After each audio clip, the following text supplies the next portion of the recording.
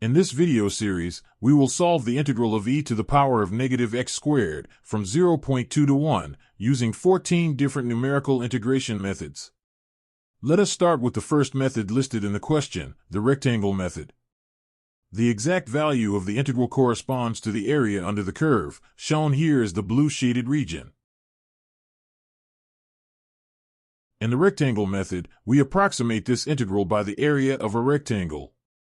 The vertical side of the rectangle is the value of the function at a or b. The horizontal side is b minus a. Specifically, the integral of f of x from a to b is approximated either by f of a times b minus a or by f of b times b minus a, as follows. First, let us estimate the integral using f of a. This gives us a value of approximately 0.7686. Next, we can also estimate the integral using f of b.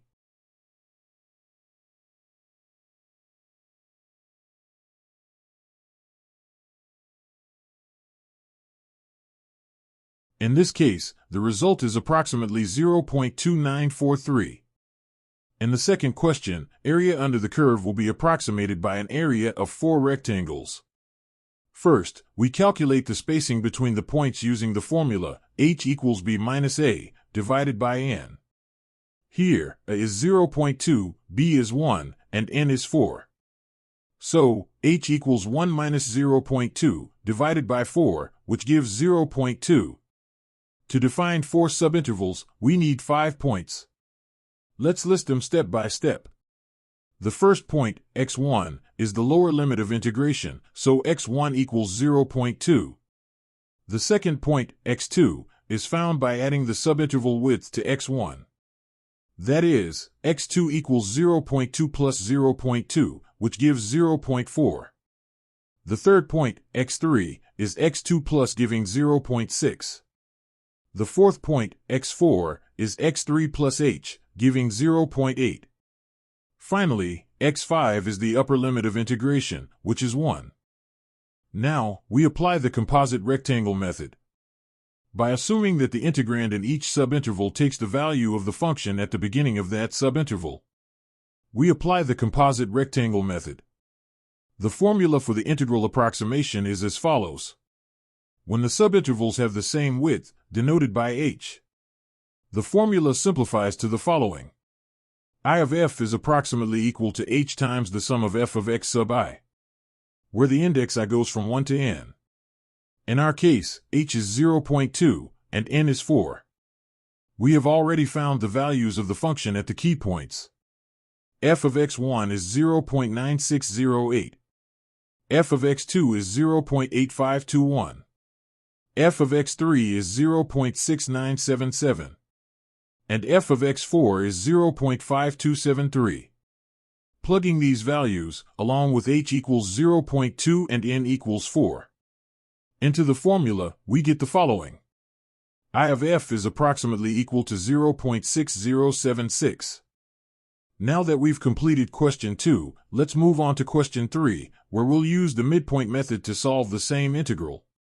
The exact value of the integral represents the area under the curve. This is shown as the blue shaded region. In the midpoint method, we estimate this area using a rectangle. The vertical side of the rectangle is the value of the function at the midpoint. The horizontal side is b minus a. So, the integral estimate is simply length times width. Find the midpoint of the interval.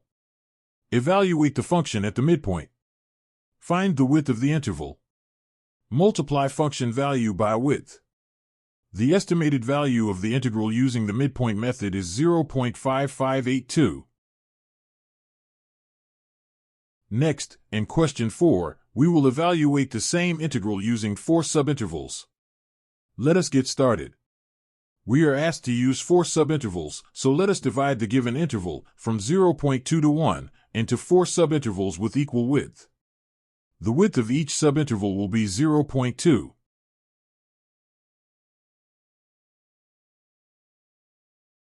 Now, let us define the points. Take x sub 1 as the lower limit of integration, so x sub 1 equals 0.2. Determine x sub 2 by adding the subinterval width to x sub 1.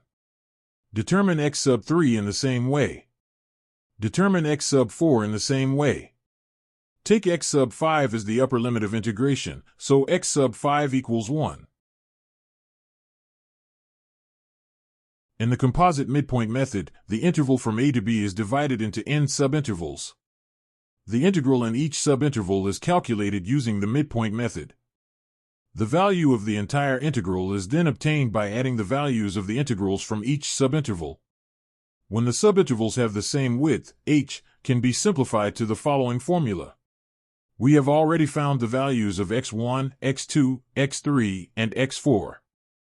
Plugging these values, along with h equals 0.2 and n equals 4, into the formula, we get the following.